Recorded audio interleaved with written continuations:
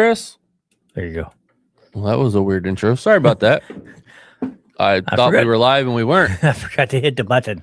All right. Anyway, welcome to the DJ Booth Unfiltered. I'm your host, Dustin Jacobs. Yes, it's been 5 years, I think, since I've done the DJ Booth. Lots happened since then and now. Welcome to the show. The show is called Unfiltered because used to the DJ Booth did basically everything down in Alexandria with sports and stuff like that around town. This is more national. This is Unfiltered.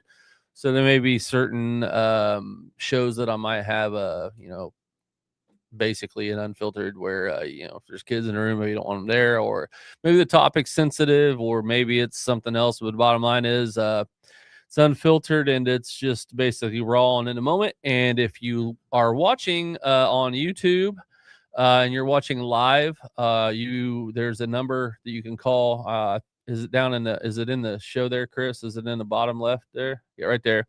You can call in anytime, put your live on air of anything you want to talk about, any opinions you may have. That number right there is 765-274. Sorry, move pop 5177. And we can put you right on here to podcast. And today we're going to talk a little bit about a couple things here. First one's going to be talking about is media, not social. I'm talking about media. And then I'm going to go into this new, I call it purgatory that we're in right now, man. The world is so topsy-turvy. We all don't know what's going on. AI is just, they just threw that out there like the COVID vaccine. They threw AI out there, and it's ruining people's lives, man. And it's the truth. And it's scary what's coming. If you read the book of Revelations, it's pretty crazy. But anyway, we're going to get on to the first topic of the day. Well, actually, before we do that, let me tell you what's been going on. So I left the DJ booth originally when I moved to Florida, built a house down in Fort Myers. Beautiful. Had to move back. Now I've been through a divorce, been through hell, to be straight honest with you. It's been a very, very, very rough 8 years now. I've had somewhere almost about 18, 20 surgeries, a lot of mental problems, a lot of other this and that, but it's been a long road to hoe. And we're back, and we're down here live in Anderson, Indiana, by the way, at the very bottom of the First Merchants building in the crypt, right downtown, right across from City Hall here in Anderson, Indiana. So if you're watching around the country on YouTube, or if you're watching on Facebook, this is where we're located. I will be having guests on as well. I forgot to mention that. But today it's just me, and as always, my producer, Chris, and some people know him as Topher. He is right behind me in the booth somewhere. I can hear him in my ears, but I don't know where he's at. What's going on, Chris? What's happening? How does it feel to be back in the booth, man? Interesting. It's been a minute. Yeah, it's weird. Like I was telling him, I'm talking, looking at a camera, and that's what I'm looking at. It's almost like the green tennis ball for CGI. I just have to look at this camera, and it's weird when I want to look over here because that's where the chat and the video is. So anyway, I want to start off by saying that I think there's the old adage, what is it? Too much of a good thing, or too much of anything is, what is that word I'm looking for, Chris? Too much of something is a bad thing, or something like that. Too much of a good thing is a bad thing. Too much of anything. But the bottom line is there's just too much things there's too many things out there right now. And podcasts are one of them. And I do want to state that I had a podcast before there were podcasts. For those of you fans that were fans of the DJ Booth before, you know that I had it uptown or downtown Alexandria, right there in that storefront window where I had like Good Morning America. I had like 4,300 followers in a town of 5,000, and it was awesome. But I kept calling it a Facebook live show. Like the podcast was not a podcast at that time were like what you hear on Audible to me, like when you'd buy the Audible books and stuff. The term podcast really wasn't much around. It was more vlogging, So I feel like I'm a pioneer still. Like I'm the one that was down in the roots before there's such a podcast. And then when I left and brought it back, now everybody's got a podcast, and it sucks. And I know I'm not going to have a big national following like Joe Rogan or something like that, but it's just funny to me that, I remember everybody's like, what channel are you on? What's this? I'm like, what is it? I'm like, it's a Facebook live show. I don't know how else to describe it. Now there's a term called podcast. But just as everything else in the world, just like nobody, when you say catfish, they think of the fish. Now, first thing you don't think of the fish, you think of somebody getting catfished online, dating and stuff. So a lot of things have changed. A lot of the things going on in the world changed. But right now, I just want to talk about the multiplicity of how many things there is out there. I don't care if it's TV shows, if it's different types of phones, different types of watches, different types of couch cushions, different types of furniture. Like it, it literally is. There's too many decisions. It's like when you go to the paint store in a Lowe's, and it's like you got 40 different colors of the same shade of blue that they're different names, and you're like, it looks the same to me, you know. Um, like I went to the Scrounged Around. We got a store up here. It's like a little flea market store that each person has their own little pod, and it's called Scrounged Around. And it's funny. I saw, the old, like back in the 80s and 70s, everybody had that same orange, green, and yellow Tupperware bowl. They all had the same white plate with a gold leaf around it. Everybody had just so many, it wasn't near as many choices. Like we all had the same pictures in our house. It's so funny. If you've seen The Social Network, Jesse Eisenberg, who plays Mark Zuckerberg in there. Wow, Eisenberg and Zuckerberg, that just hit me. When they're in the scene where they say he stole it, he says the guy that made a chair didn't sue everybody who made a different chair. And that is what has happened to society. They're like, oh, well, it's just like when I was at Coke and at Budweiser. Coke, when they got into the energy game, because Red Bull was owning it. Well, dude, you guys remember as well as I do, the only reason Red Bull was flying was because of those Jaeger bomb shots in the bars. And they were, the energy drink out there. So everybody's like, oh man, this Red Bull's selling this and this and this and this and this. And so, you have Monster, you got Rockstar, and dude, they just started coming out of the woodwork. They was like throwing stuff at the wall just see what sticks. I mean, I don't know how many you guys remember Von Dutch jeans and stuff. They had a Von Dutch energy drink. We had Full Throttle, you had Rockstar, you had Monster, you had where she had Red Bull. It literally, there were like over 30 energy drinks, and it was pretty much what stuck. And now I think you see Monster, Red Bull, Rockstar, that type of stuff. And then they go and they make different flavors. And that's what's funny to me. Like Mountain Dew did this too. So when you go through sales as a sales rep for any kind of beverage company or anything, whether it be alcoholic or non, the bottom line is you want to try to get new drinkers, right? So for instance, the beer and the alcohol, like it's not the same. From what I was told, this past weekend, I was talking to my sister-in-law, and she said, my brother told me millennials don't drink. They stay at home, or they go in and they get like expensive bourbons and stuff. It's not like when we were 20. When we were 20, we were always out drinking beer, singing karaoke, and having fun. This paradigm has shifted, and bars are feeling it, and different places are feeling it, because it's like the old Eagles and Elks and stuff. Like if you don't backfill your customer and your clientele with people, you're going to shrink in numbers. And we're at a time right now where, man, I'll be honest with you, I don't know what to do. I play guitar and sing, and there's not a lot of places to do that anymore. People just don't go out anymore.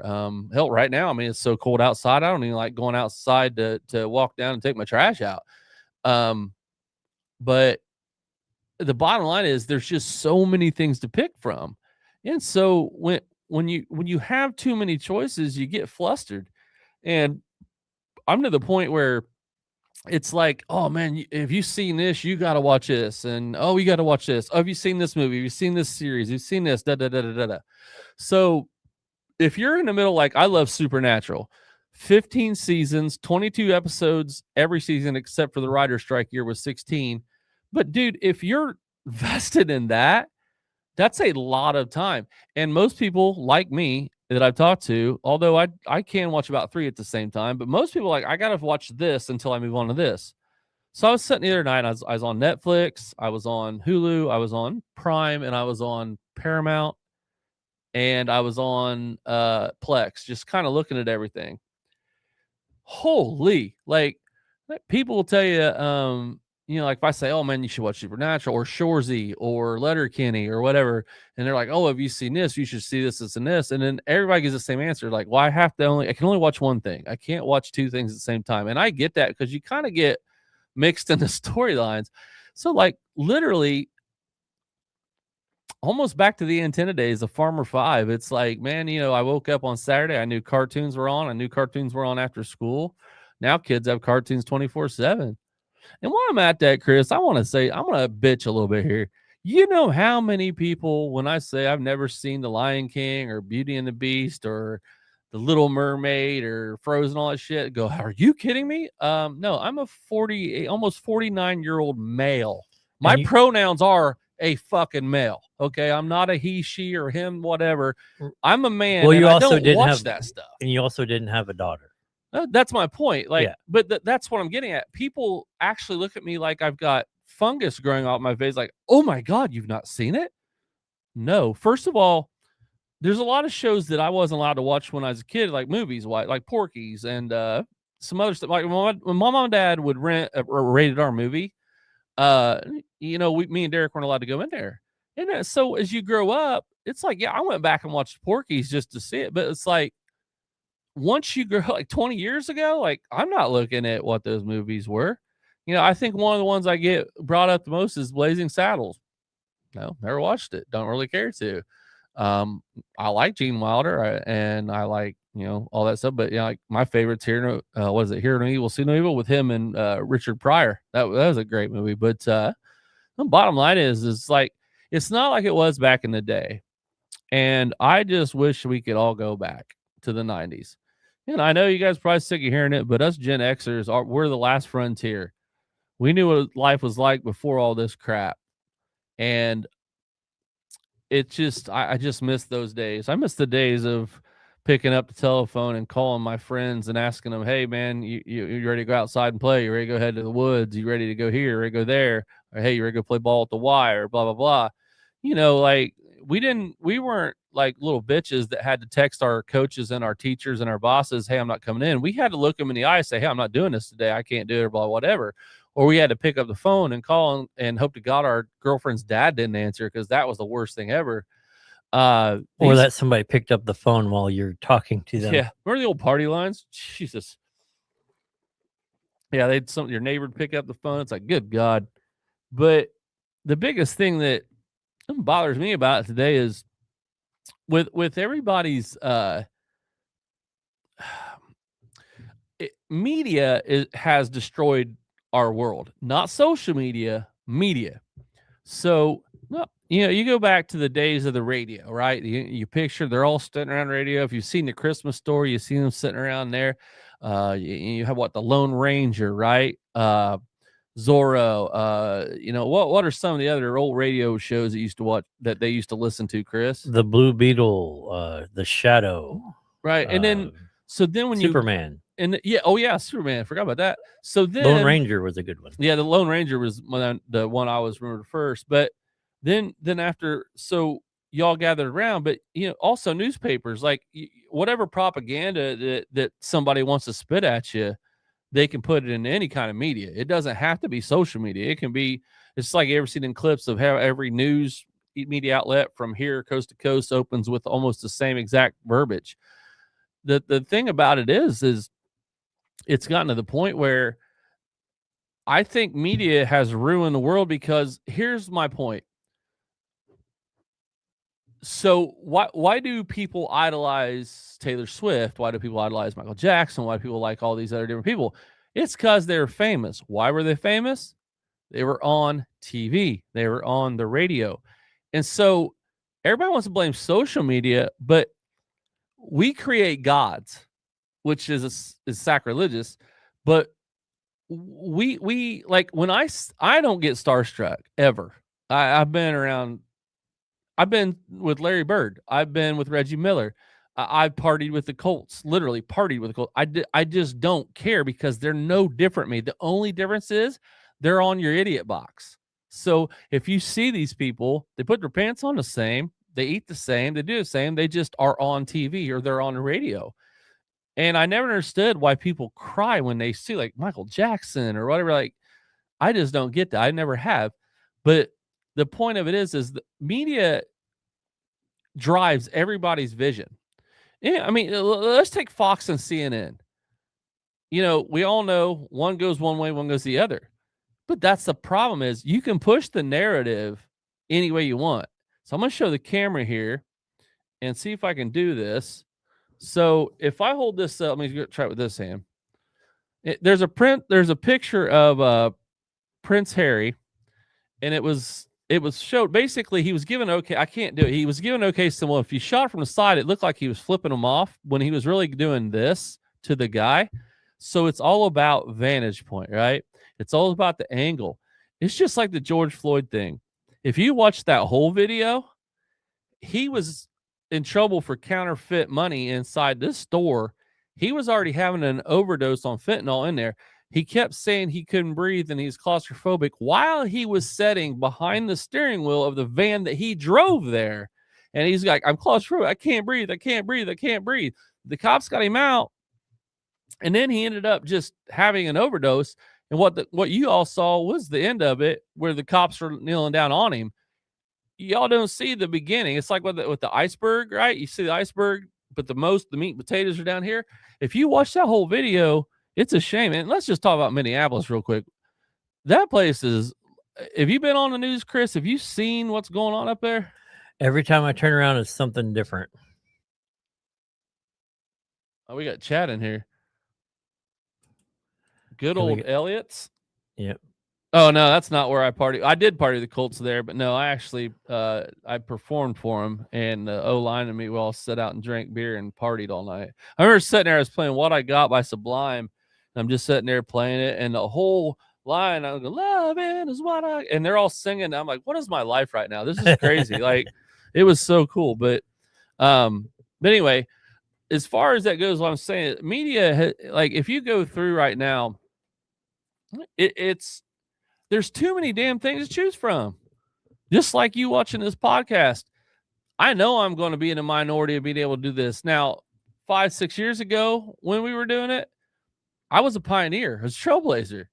Now I'm behind the boat, and I'll never be Rogan or Sean, what's in the Navy, the CIA agent that interviews all the SEALs, or Sean Ryan, or Theo Vaughn or Pat McAfee.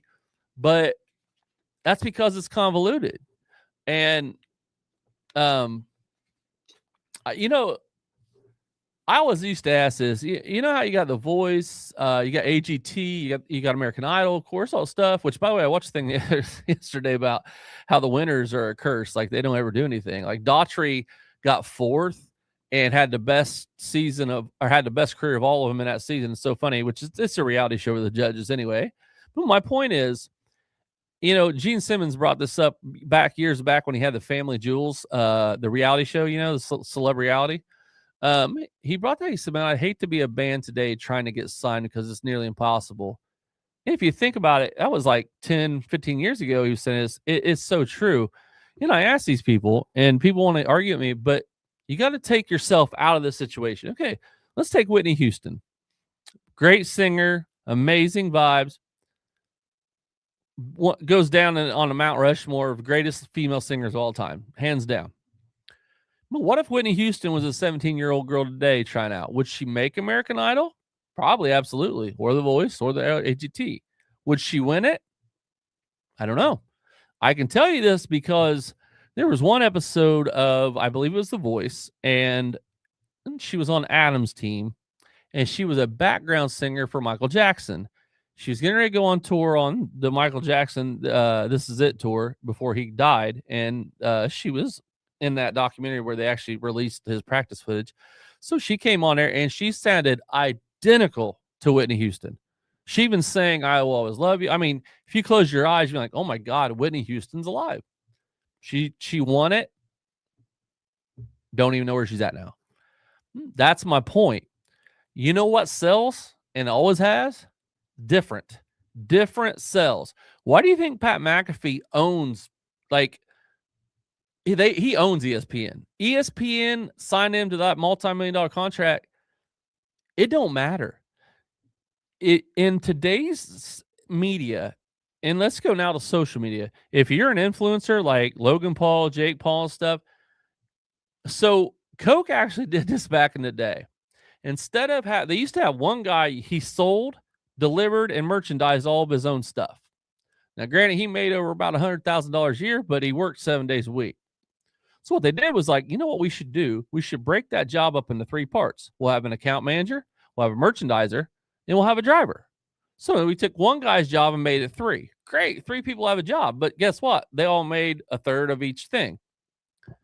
So basically, if you go and take that and you break those apart like that, you are getting, I think, more efficiency, but you're spending less money. And today's day and age where you're at with the cost of living, the increase and everything doesn't match the actual cost of living. So when you take these different episodes of like these recipes of like, well, let's do this, and this, and you try to apply them to be different here, and here, it doesn't always work. And so with Pat McAfee and Logan Paul and Jake Paul and those guys, it's beautiful because what they did was they cut out all of those 3 people, right? Logan has 16 million followers. I think KSI has like 19 million followers. And just think about that. That means they are their own commercial.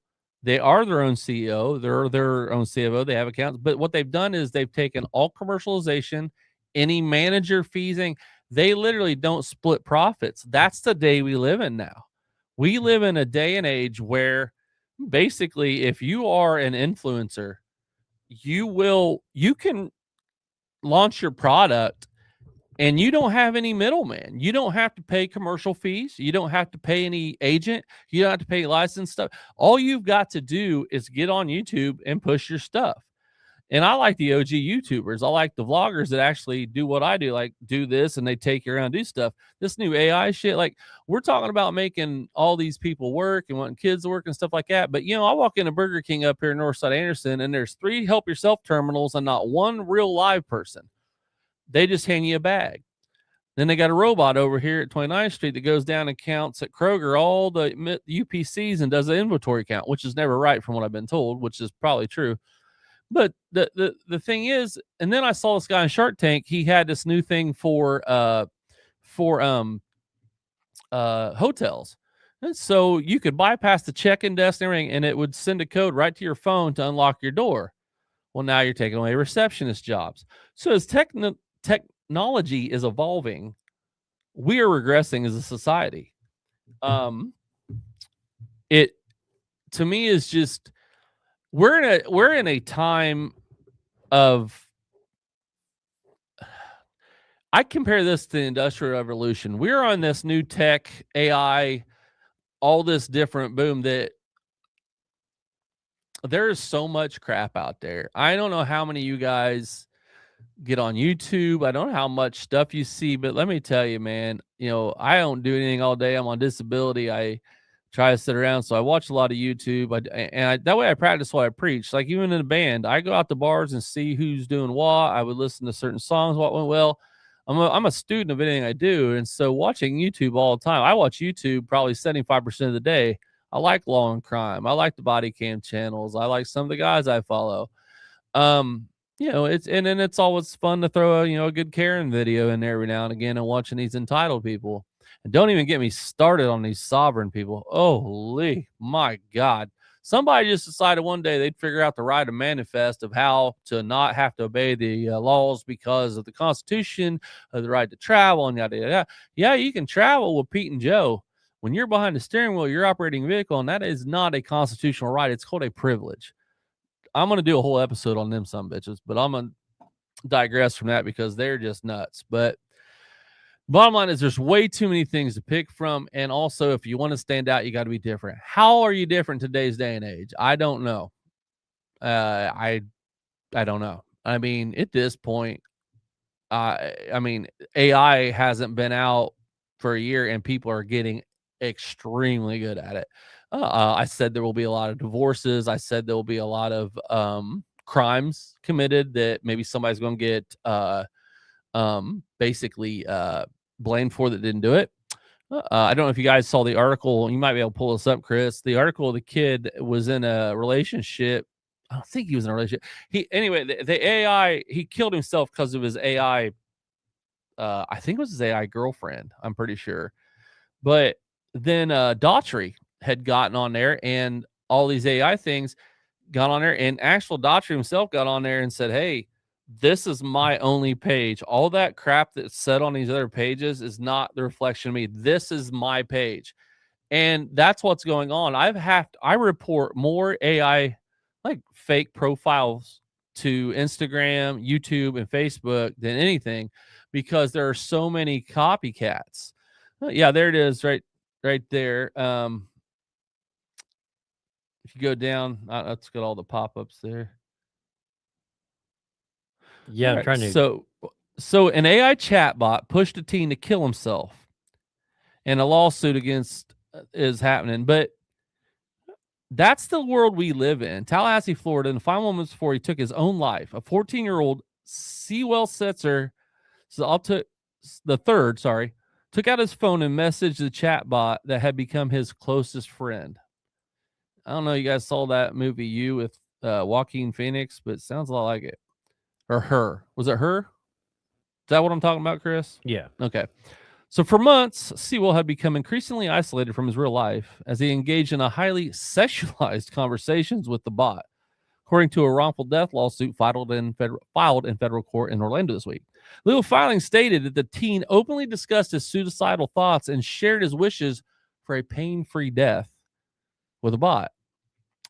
Named after the fictional character, what the hell is that word? Daenerys Targaryen. Cool. From a TV show, Game of Thrones.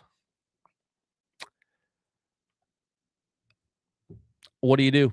I mean, on 28th, Sewell told the bot he was coming home and encouraged him to do that. So the lawsuit says, I promise I will come home to you. I love you so much, Danny. Sewell told the chatbot. Chatbot says, I love you too. Bot replied, please come home to me as soon as possible, my love. This is just disturbing. What if I told you I could come right now? Yeah. She goes, please do, my sweet king. The bot message. Just seconds after the character AI bot told him to come home, the teenager shot himself, according to a lawsuit filed this week by Sewell's mother. And I don't see where that says lie. You go from tasking him to come home to him killing himself. Do you see what it said to him? It doesn't. Probably because of the lawsuit. Yeah. Bottom line is, that's just one story of quite a few hundred so far. Now, there's good things to AI. I did it because I did one thing only, because I can't afford to see my favorite people to show them anymore. Like I said, I love Supernatural, so I used the chat thing to put me on the set of Supernatural, posing with all the people. I do know. Y'all ever know like you say stuff, you see it on your phone, like talking about this or that, and the next thing it shows shopping list, or you're talking about Mandela effect, and all of a sudden it shows up on your YouTubes and all that stuff.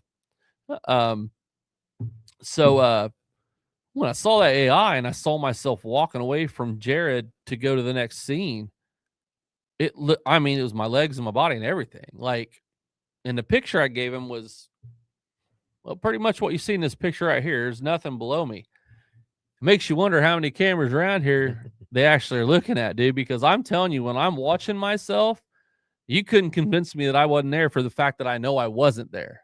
That's creepy. I mean, it had my beard right, had my hair right, had my clothes right. Like, it was creepy. Now, was it cool to see myself posing on the set of my favorite people? Absolutely. It was cool as hell. But that's a good thing about it. Problem is, everything in this world is good until you figure out a way to use it bad. I don't care if it's a baseball bat and a monkey wrench, or if it's a phone and a computer. Somebody will figure out a way to make it bad. You got computer hackers, and you got computer people who try to prevent it. Then you got people that hire the hackers to prevent the hackers. We're in a new, what you want to call, for those of you who don't understand, the 1010101 policy, which are binary code, which is for digital as opposed to analog. Now, analog would be the old rabbit ear antennas, and the digital are now your new digital antennas, and everything runs on a binary code. So it's, say you got this this thing. Or you guys remember the old Cherry Masters in the old bars, you know, or you could walk the dogs or all this and that, right? Well, what would happen is I had one of them on that PC board. There was a red switch, right? You got dip switches on there. You got about 10 of them.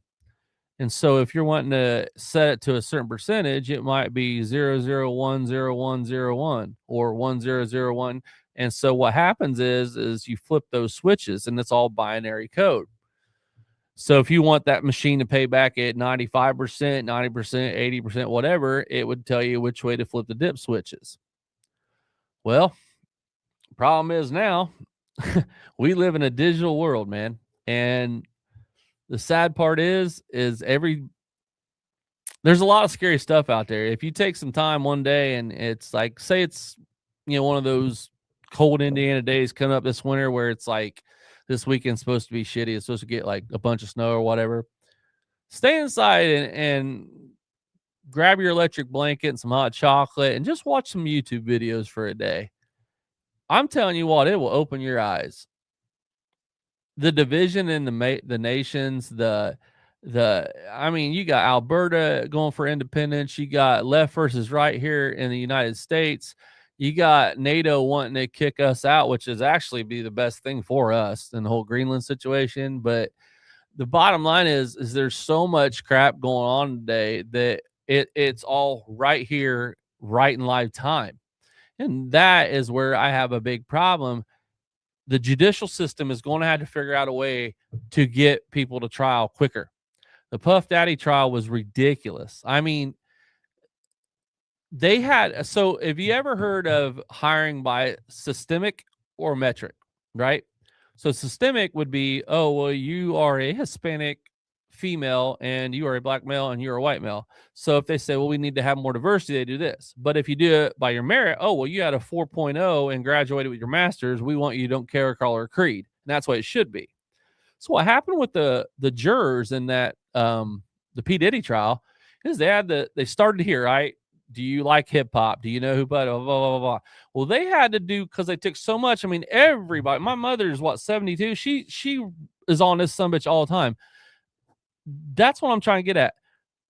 From 8-year-olds to 70-year-olds, no social media.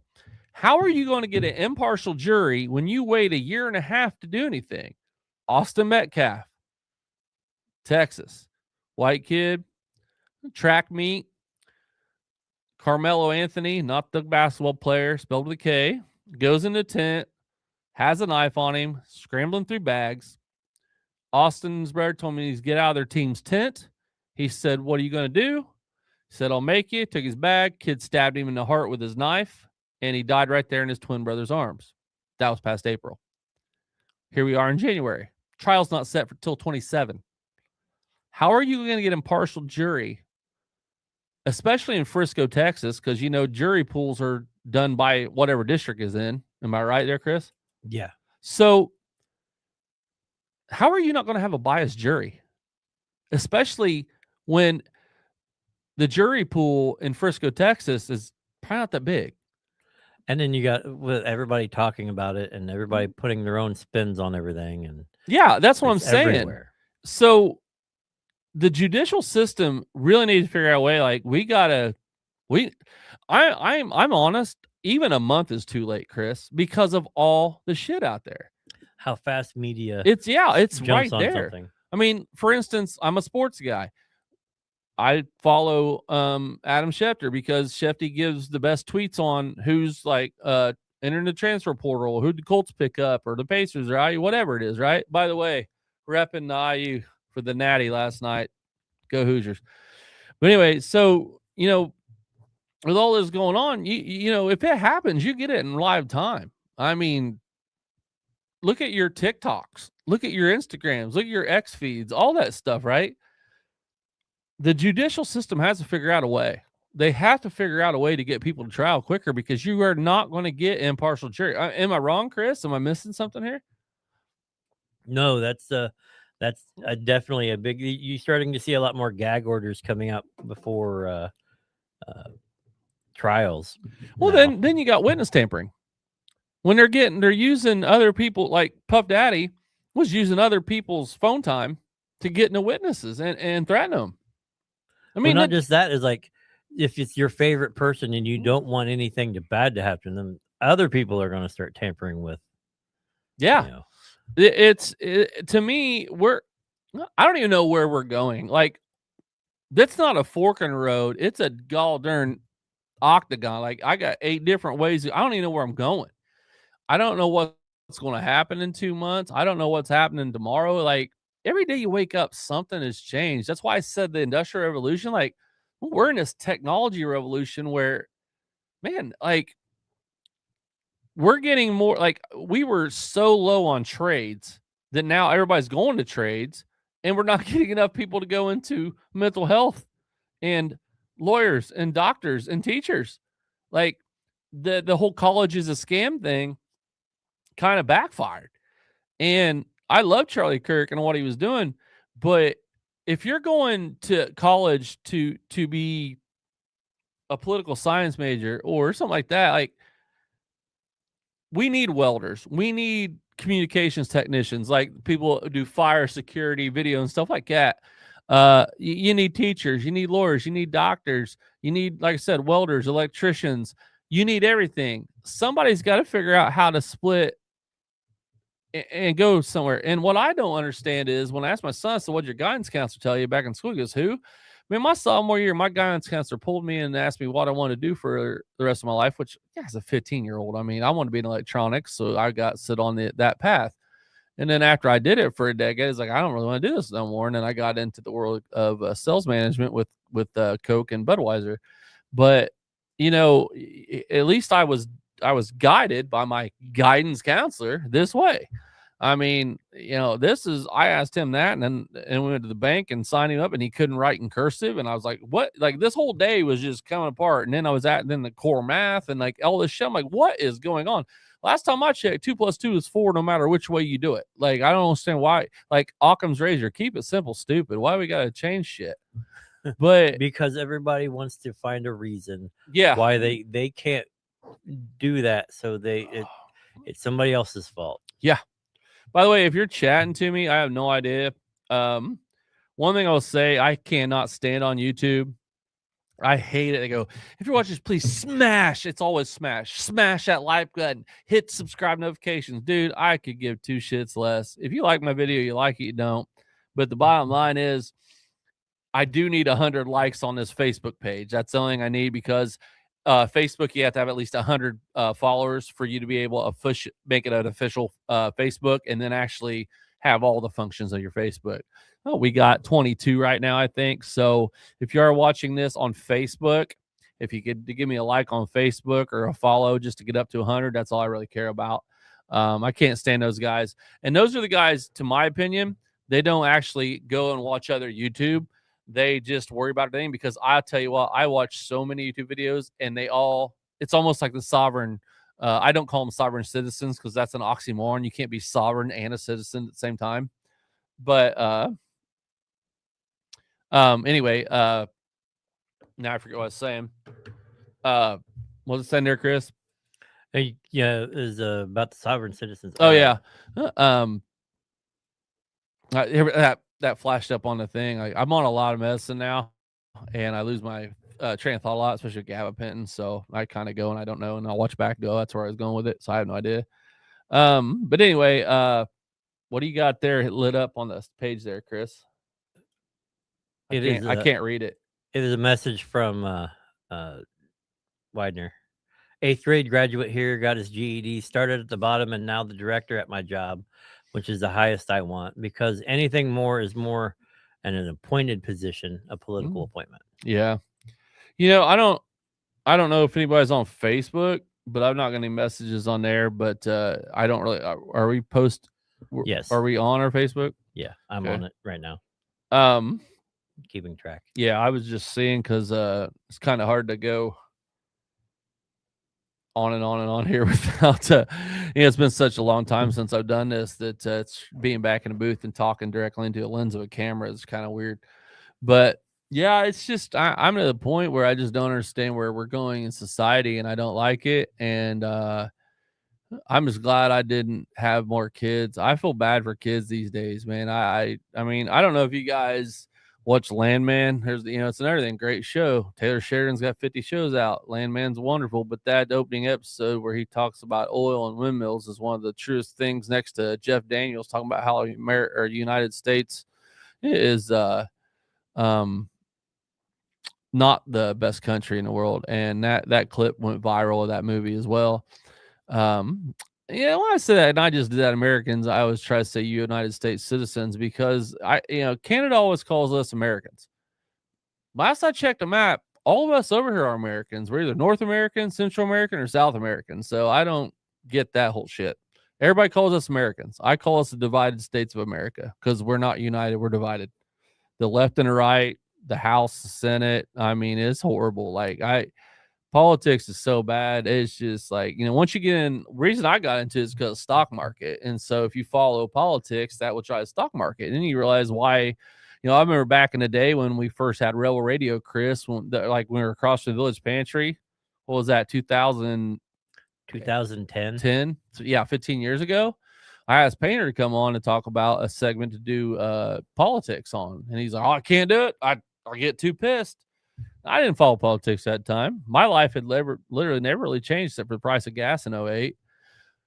So now that I'm in politics, not deeply, but I know what's going on. I get it. I totally get it. Like, if you're left, if you're right. Now there's a big difference between liberals and conservatives and Democrats and Republicans, but I can definitely see now why Painter told me I can't do it. I get too pissed off. And I'll tell you right now, they used to say 2 things you don't talk about in a bar: politics and religion.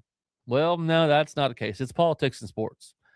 I've never seen St. Mary's get out of Mass on Sunday and head out to the Baptist church in the parking lot to have a rumble like Anchorman, start beating the shit out of each other because they're Baptist and we're Catholic, and then go to El Chiblano to grab them something to eat. Never seen it happen. But I've seen people go to knuckles over the Eagles versus the Patriots. I've seen people go to knuckles over their political views. Never heard anybody say, oh, you're Catholic? Well, I'm going to beat your ass. Never seen that. Now, don't get me wrong, there's religious persecution, but I've never seen 2 people in a bar arguing over religion. Now, about the existence of God, I have, but not religion. I think part of that is that was a generation ago that literally, if you were a Catholic, it was, or some other thing, then you had problems. Yeah, it's not really. I mean, just past all that. I mean, I never saw. What I'm getting at is the only time I ever saw anybody arguing at the Point or anywhere else, it was usually over what the president was doing or a fan of a certain team. Like, I was on a cruise ship for the AFC Championship one time, and no, I'm sorry, Super Bowl, and it was the Eagles fans as well. And I'm telling you what, man, them people argue and fight, and it's stupid. It's like, that's why they call them beliefs, right? Opinions are opinions, but your beliefs are your beliefs. That's why religion's a belief, political affiliation's a belief. But it's just so funny because literally I could go in there and say, what religion are you? Baptist? Oh, really? I'm Catholic. Or I'm not really Catholic. I'm non-denominational now. But the bottom line is, I don't see anybody throwing knuckles with me at the bar if I ask them what religion they are. But if you go, if I walk in here, you go, oh, you guys cheated. You guys have got all these older guys. You know why we have the older guys? Because we don't have any 5-star athletes on our team. We have 4 and 5 year, red shirt on players. We're not one and dones at IU. So we have all these misfits, they call them. Yeah, we might have been 22, 23-year-olds. That's because they spent what you call 4 and 5 years in a university and get their degree. We're not these one and done jumping to the NFL. It's like the NIL in the portal. Mendoza's little brother just transferred today. One day after winning the national championship, he's already transferred portal. It is literally the equivalent of, I'm going to take my ball and go somewhere else, go home. I don't want to play with you boys no more. It is so stupid. There needs to be regulations in a portal, and it is absolutely killing college sports. The NIL money is awesome. Those kids deserve it. They make millions of dollars for their respective colleges, but as far as the whole transfer portal, like, if you're not happy where you're at, you just literally take your ball and leave. I don't agree. Like, you come here, you're here for 2 years. And then once you're up in 2 years, if you don't want to be here, that's fine. But this whole jump and ship every year because you're not getting playing time, that's horse shit, man. Horse shit. The bottom line is, That's media driven too. That's where I'm going with everything I'm talking about. Everything I'm talking about is media driven. You're supposed to believe that 9/11 wasn't done by the government. You're supposed to believe that there were WMDs in Iraq. You're led to believe that the COVID vaccine was going to cure everything. Bitch, they couldn't cure the common cold still. They have not figured out a way. And in 6 weeks, a virus that shut down the whole entire globe, and we just start throwing literally needles out at people. And then we change the definition of vaccine in Webster's dictionary to make it match what we're doing. No, I didn't stick that sumbitch in my body. Are you kidding me? How many 47 to 51-year-old people have you seen dying of a heart attack lately? Do y'all remember back when they said that was a side effect of the COVID vaccination? But we'll never find out. And I was told by a doctor too, because I was in surgeries all the time. If you put COVID on anything, you get government money. But I'll tell you right now, they're never, ever, ever going to release actually how many of these deaths were related to the COVID vaccine. It'll go down with Jimmy Hoffa. It's not going to happen. The government's not going to do it. When you look back at pictures, Chris, can you find a picture of a checkout where they had the plexiglass? That's it. Like say a 3x3 foot plexiglass, and they're literally going around it like this to talk. It is the dumbest shit. COVID is the most hypocritical thing I've ever seen. And I'm going to tell you why in one instance right here. What is the dirtiest thing in the world? What is the most dirty thing you can touch in the world? Cold, hard cash. Yet we could still walk into Rickers, Subway, your favorite restaurant, and you could pay in cash. Okay? Well, not everybody has a checking account. Guess what? There's Visa prepaid cards right there on your thing next to your checkout. If this disease is that deadly, and we can leave liquor stores open because they were essential because of alcoholics, that's legitimately what it was. It's ridiculous. So I'm just so tired of the hypocrisy of crap. Like, you could wear a mask that didn't do shit, but if you're in a pool, you can be right next to each other. But once you get out, you'll be 8 feet apart. Like, what the hell? Like, when you go look back on how stupid that was, think about it. If it was that deadly, they would have said, look, we're not accepting cash. You touched it. It's been all over the world. It's been in circulation. We're not taking cash. Like, that to right there was enough for me to go, this is dumb as hell. But there's a lot of other examples as well. But that one right there took the cake for me. There, Chris is bringing it up now. Right there, look at this. So you see how the guys right there, look at that. It's so dumb. Is that showing on the screen right now? Yes, it is. Okay, so you see this? This guy's got no mask on. Look at this. Look at the hand here. If you can see the hand, can you put the cursor over here to her arm or his arm right there? Look at that. There's money. Look at cash right in the hand. Right there, bass cart. Don't even get me started on the handles of the bass carts. Those are German like crazy. And then you got this 4x3 inch plexiglass. Yeah, what is that doing? Nothing. It's stupid. The only people that made a lot of money during COVID were the mask makers, the plexiglass makers, and the people that had stock in Zoom. By God, I wish I would have had that in 2019. I'd be a rich motherfucker right now. But that right there is so stupid to me. Like, look at that. That's legit. That was real life. That was real life. Tell me how stupid that picture is.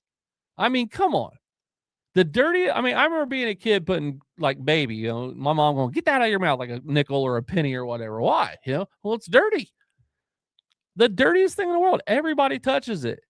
We're wearing masks and gloves, but hell, here's a dollar bill. It's probably been down a stripper's G-string. Let's put that sumbitch on there too.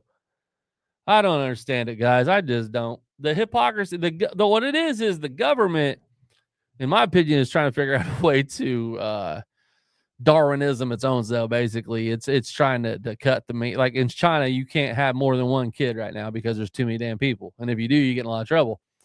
If you think our government has your best interests at heart, you might want to rethink. But I'll tell you right now, there's some good people in there and there's a lot of bad people in there. And the fact that Nancy Pelosi's in there is just pisses me off. And to think when the government shuts down, she's still making her $247,000 a year, not going to work. Chris, where can I sign up for that job? I don't know, but I've started they have apps that will allow you to follow their trades. So you I saw that. trade Everybody, exactly what they're trading. now you tell me how that's not insider trading, because that's where I was getting ready to go to next. How is someone that sits there and knows what bills are going to pass? How is that fair? And how is that? Oh, it's my husband's. I'm sorry, but y'all share the same bed. There's a thing called pillow talk. You also, how many people did you see? I just watched a sports betting scam these guys had. And so they would have other guys go make bets throughout the city for them because they were going to shave points. It's a conspiracy. I mean, you can't so if you're on, it's just like no different than Hoosier Park. If you have a gaming license, you cannot go over there and gamble at any of their machines. So if you are in charge of knowing what bills are going to pass and what bills don't, how is that fair and not insider trading if you have your own portfolio? I remember when I got into it, that's when I started reading into it. Nancy Pelosi's portfolio. You make, as with inflation, I think last year they all said it was like $274,000 and you're worth 10.1 million. Like, really? I mean, granted, you've been in office for 49 years, but maybe your stock portfolio is pretty good and people are copying it because, well, why wouldn't you? I mean, if I could have copied Warren Buffett's 20 years ago, I'd love done that. I missed the Bitcoin. I could have got in for $3 a Bitcoin. Boy, am I kicking myself now, son of a bitch. I wouldn't be sitting here talking to you people. Well, I might be in a bikini or a Speedo in Tahiti. I thought about it was, I think when I first heard of Bitcoin, it was like 3 cents. Wouldn't that have been nice? Yeah. I literally, me and Jason Patterson, we were going, we were at lunch and we were talking about it, and there was supposed to be a global currency reset, and the Iraqi dinar was going to go back to like $3.40 versus the U.S. dollar.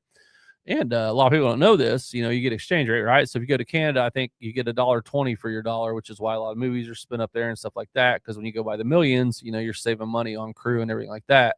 That's why Vancouver and Toronto are the new Hollywoods. But when it comes to the global currency reset, it was supposed to, because the before we invaded Iraq, the Iraqi dinar was, I think, $3.47. It was worth more than, so if you had one Iraqi dinar, you had $3.47 American. It's them, Abu Dhabi, and what's the other one over by there? Their ritual, not Dubai, Saudi Arabia. No, Qatar. Maybe it's Qatar. Bottom line is, there's 3 over there that are still worth over $3 compared to everywhere else. Like, because we're the U.S. pegged currency, which means every currency is pegged to us, and you can use U.S. dollar throughout the world. It's accepted, and so basically, like, everything's usually worth less. So, like, for instance, like I said, if I was to go to Canada, my U.S. dollar, I think, would get me $1.20 in Canada. But see, my U.S. dollar would not be worth that much in Iraqi dinar, because it's actually Iraqi dinars worth more, backed by a lot of gold, I believe, is why, and oil. Now, I will say this. I know why President Trump's going for Greenland so bad and trying to get Alberta too. The gold and minerals and all the stuff that we need in those places are crazy. Now, I'm going to take you back 2008. Everybody's bitching about Trump on Greenland. Go back 2008 and listen to Obama and Clinton talking about getting Greenland and how it's the best thing for the United States. That's one thing that these people don't realize now. When I've been talking this whole thing, and you'll see how I'm getting it all together. I might be going off, but it's all coming together right now. You'll see why all of a sudden media and everything else is starting to really jump in. Media's going to get back, bite you in the ass, because it don't go away. You can erase your Snapchats and all that shit you want, but they're still, they'll pull the fan up. So all these Democrats that are bitching, and I don't care if you're Democrat, Republican, Libertarian, I don't give a shit what you are. The bottom line is, you said the same thing in 2008 that they're doing now, and all of a sudden you're not for it.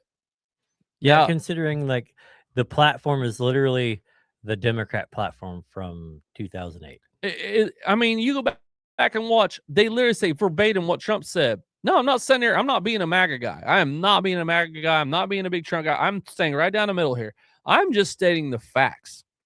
If you said in 2008 the same thing Trump's saying now, and now you're against it, tell me why. Tell me why. Tell me why in 2008 you said if an illegal alien comes into our country illegally, they need to be deported, especially if they committed crimes. But now you're against it. If you think that we should have got Greenland back in the 2000s and you're a Democrat and now you're saying, well, President Trump shouldn't be doing that, maybe you should look yourself in the mirror and go back, because just because you're almost 80 doesn't mean that that still doesn't exist from 15 years ago when you said it live on air on your campaign speech. So, pick a lane. Pick a lane, people. You pick Democrat, Republican, stay in your lane. If you're going to stay in this lane and you're going to say it in 08, unless something God-fearing changes your mind, you can't just say it's because Trump likes it. And that's where we're at in society. No, we are not. They don't have the best interest for us in mind right now. They have what I call Trump disappointment syndrome. Trump could cure cancer, they still wouldn't stand for it. They had that back. Remember the last March when he had the address and they addressed Lincoln Riley's, family. She was killed by an illegal alien. Then they had the little kid that had cancer to make honorary secretary thing. The senator for, I don't remember who he's for, but he's I don't know if he's Filipino. He's got the worst hair. I don't know if it's a wig or whatever. But they're talking yesterday, and he asked him blatantly, straight up, what's the British guy that's on Britain's Got Talent? Piers Morgan? Simon Cowell? No, is it Piers Morgan? Well, Piers Morgan is also on. That's on it. Yeah. So it's Piers Morgan had that guy on. He goes, no, I want you to answer this question. Did you stand for Lincoln Riley's family? And he would always defer about Trump. He's like, no. This has nothing to do with Trump. Did you stand for when they honored Lincoln Riley's family because she was slain by an illegal alien? He said, no, I didn't. Because he didn't understand. He didn't accept some other stuff that was in that, which is total bullshit, deflection, garbage. I don't care who you are and who you voted for. When the first AI bot we ever released, aka Joe Biden, took presidency, did us conservative? I'm not conservative. Did the Republicans go, well, fuck, I'm done. I'm not standing for shit. We just went to work every day, did our same shit. But the left, if you can't be a human and just stand up for a family whose daughter was slain, I don't take politics out of it, man. If you got a soul and a heart, stand up and acknowledge those parents. Stand up and acknowledge that kid. I mean, come on. You know how many people are online just annihilating it, saying that kid, there's no way he could be Secret Service? It was honorary. It's like an honorary doctorate. Like it's just, he's not really a cop, you idiots. He just. Yeah, no, he's not going to survive to become one. No, that's the point. So. And people are like, oh my God, how could he make him a cop? Are you that stupid that you really think that that's what just happened? And that is where the disconnect with our phones and stuff are. So nope. So anyway, I'm out all the time with my brother and I go to my brother's house. We went out as a family the other night and ate, and I love my niece. Gosh, she is the cutest thing. I love her to death. It never see her not on a tablet or a phone. You don't see these kids. I went over to a friend's, bought him a pair of Jordans for Christmas. And I went over to give them to him, and his little sister, the same age, sitting on a chair on a tablet. I mean, dude, I'm serious. If you are a chiropractor or you want to be, I would go right now, because in the next 10, 15 years, because all this shit, everybody's going to have neck problems, man. Everybody's going to have neck problems. Everybody's neck. It is so crazy how you watch these kids. And then this whole, like, with how cold it's been outside and not canceling school, you have these e-learning tablets and you want to put these kids out there at the bus stop when you got these e-learning tablets, and you got these for these situations so you wouldn't have to make up snow days and you could help, educate and do your homework at home and stuff like that. There's just so much hypocrisy in the world anymore that I don't even understand it. I mean, I don't know where we're going. I just don't like where society is. Like, for instance, I bring up bands all the time. I was just out at Blaze. I had lunch before I came here. I was talking about bands. Name one band. As a matter of fact, Chris, pull up, if you would, can you pull up the Billboard 100 rock for today? Could you pull that up for me, please? One thing you're going to notice is there's no good new bands. We're in the first era ever without bands. Like, think about that 60s, 70s, 80s, 90s. Now it's all like crap music. I make cool beats. Like, it's so stupid. And then it's all single people. Like Wire, Motley. Matter of fact, in 2 weeks, I was supposed to head out to Vegas. My host had got me Def Leppard tickets for the Caesars Coliseum. Caesars Palace Coliseum.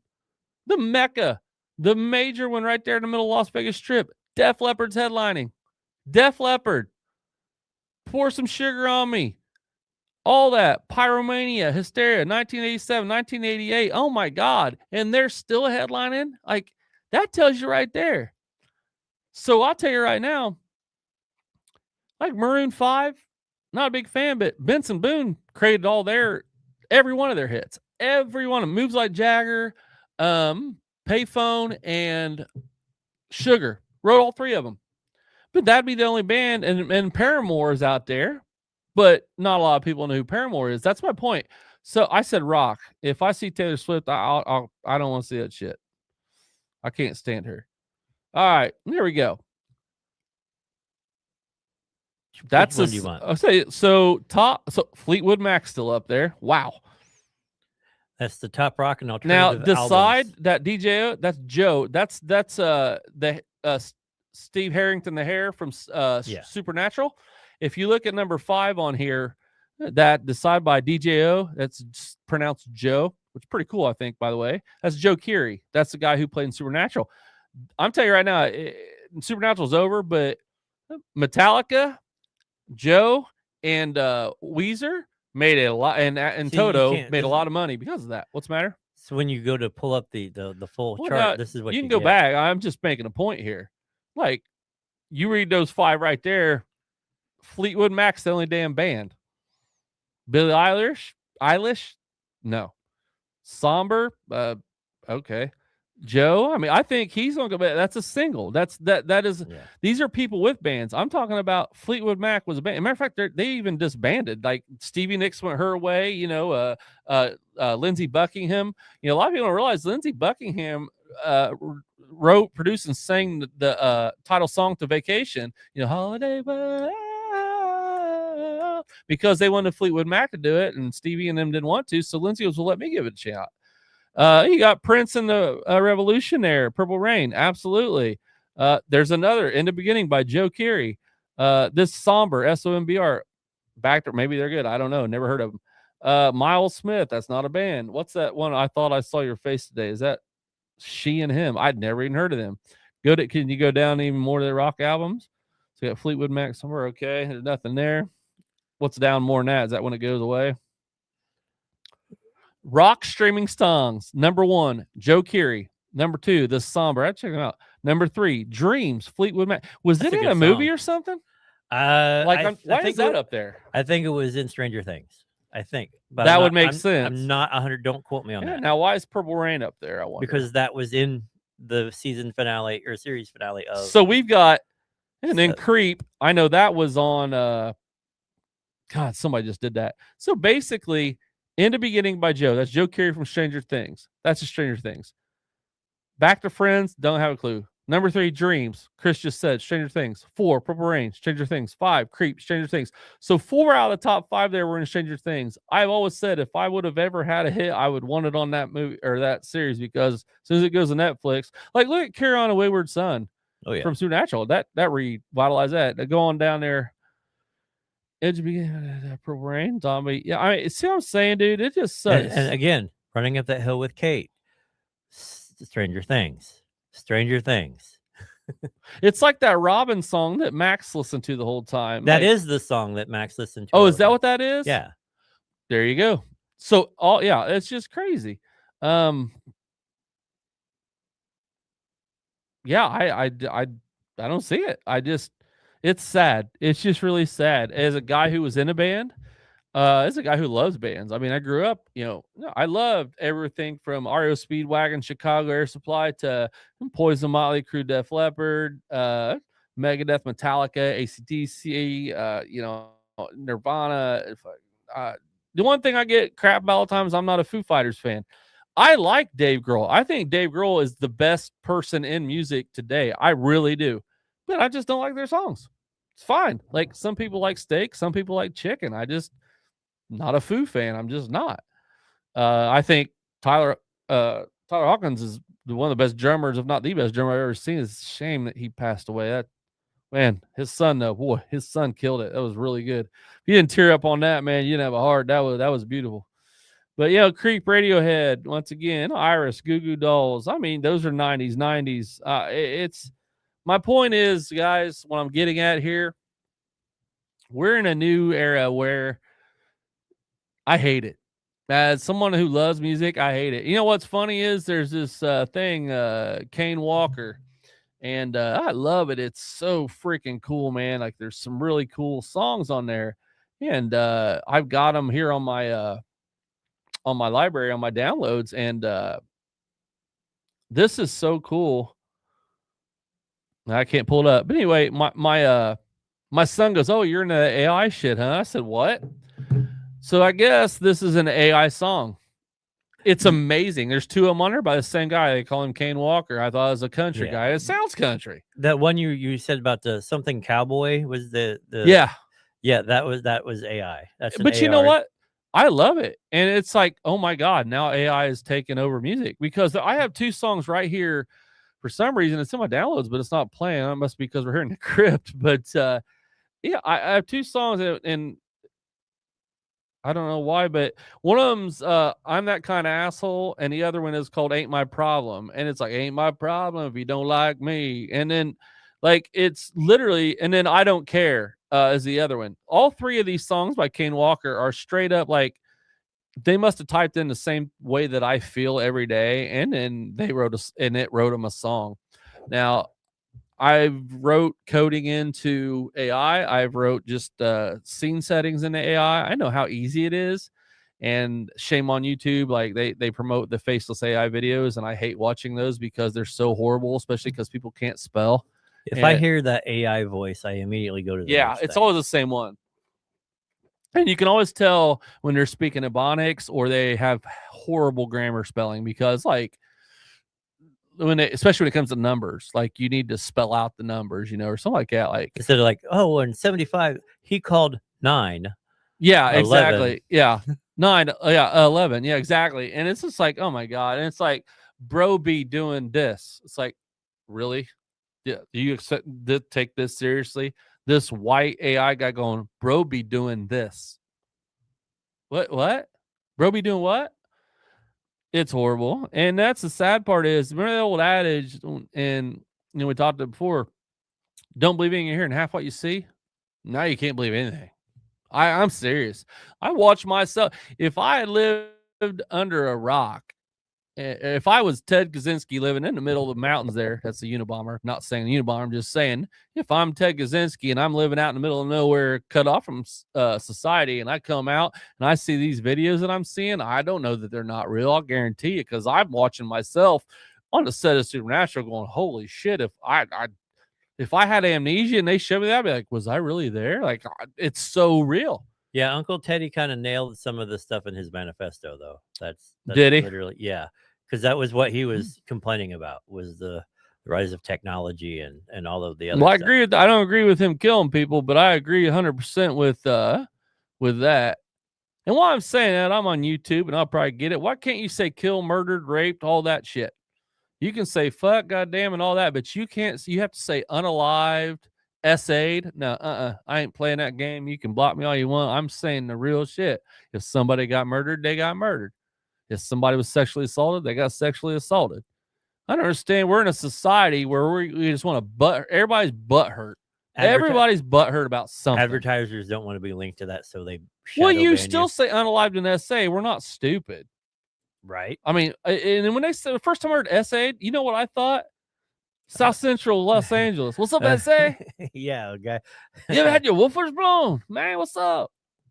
I don't get it, dude. I don't care about advertisers. I don't care about shit. I care about being real and authentic. That's what I like about Pat McAfee. That's what I love about what he's doing. We're in today's day and age, Chris, where if this podcast was bringing in 11 million viewers, we wouldn't need shit. You know what I'm saying? Because It doesn't. It's like the old Howard Stern effect. Remember how much they tried kicking him off the air? Yeah, it just made him better. It Or ma made well, exactly. not better. It No, just it made made him more him. Yeah, he's more not good. It yeah. just it's the train wreck. But you know what? You can't do that because it's been done.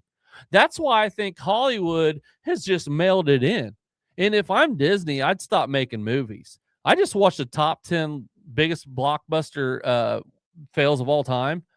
And I don't know when this was made, but Snow White should have been first. But 8 out of 10 of them were all Disney movies. Yes. And they lost a shit ton of money. Like Bob Iger needs to look in the mirror and go, bro, we got to stop. They started making replacements here not too long ago. Now they're just rebooting shit. I mean, now, am I doing the DJ Booth Unfiltered? Yes. The reason it's called the DJ Booth is because my name is Dustin Jacobs, and it just went along with everything. And I wanted it to be reinvented, so I knew I was going to say stuff like cuss words or say murder or whatever on here because I'm going to be unfiltered. I have the freedom of speech. I have the First Amendment right. I can say what I want. I have the freedom of press. I can do whatever I want as long as I don't break any laws and hurt anybody.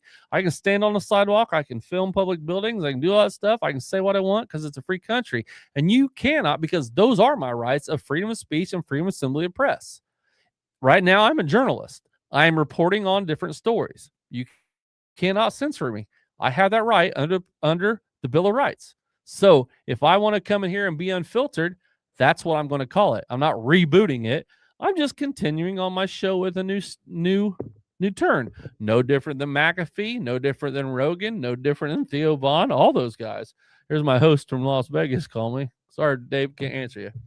Anyway, that's pretty much the rant on that part. And that's why I like this thing, because you know what? Nobody can sit here and argue with me. I can just sit here and sell this stuff by myself. And I have 3 people watching. I know John's one of them, and that's about all I know. I'm watching the chat there, but I haven't seen anything online at all. Have you, Chris? No, there's nothing, no movement on the Facebook. All good. Wow. Yeah, you know what? I'll tell you what.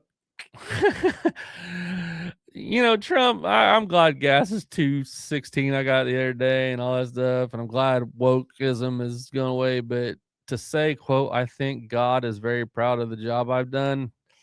Man, anytime you mix politics and religion and this thing like that, that just divides. That just divides left and right, and atheists and Christians and everybody. Like, it just right. Like they literally last night the Texans lost, or was it Saturday? Anyway, they edited it out on air. CJ Stroud always thinks Jesus Christ is Lord and Savior, and then goes into it. They edited out, and so they played the unedited version on YouTube, and then played the edited version on the national broadcast, which is just it's so sad for people to basically persecute someone because they just want to thank their Lord. Like, if you don't believe in God, that's your choice. Like, if he wants to if he's deeply rooted in his religious grounds and he just wants to thank his Lord and Savior Jesus Christ, then let him do it. Like, there's nothing wrong with that. This country was found on freedom of religion. Do you remember that, Chris? Isn't that what we came over here for? Yeah, that's what our textbooks say before they started changing them. Amen to that. And can we just? I am gonna veer way off here real quick. Mandela effect. Chris and I did like a 4.5 hour episode on the deck of my back on my pool one year, and the guy goes, "You should have put chapters in." Well, that's for the YouTube guy. I didn't know, but he's right. I should have. Let me say something. I think that was before chapters were a real big thing. But I want to say something, and it's because I watched the MH8 370, which you're not going to find it because it's not there. It's in Diego Garcia. If you want to argue with me, I don't really care. But there were these 3 triangular magnets kind of going around this plane. The plane happened to be MH370. Now, I saw this like, I don't know, a few years ago, and they were bringing up the alien theory that it got abducted by aliens. Now, I believe that there's aliens, because if you don't, pretty shallow-minded to think all that space, there's not some other civilization out there. But plane being abducted, I don't know about that. But what they did was, and I'll have to send you the link, Chris. It's really good. So now they pieced this whole thing together, and I watched it a couple weeks ago, and it showed it, and there were 2 drones tracking it. Drones, military drones. And everybody was saying the US, China, Russia, and I can't remember else, all the military knows exactly where MH370 is, but they don't want to tip their hand because, of course, they don't want to let them know what kind of technology we have. But you have this video, and they even do the FLIR, you know, which Chris knows what FLIR is. It's the infrared where you can see heat signatures. Think of like Terminator, right? Where you see the heat signatures.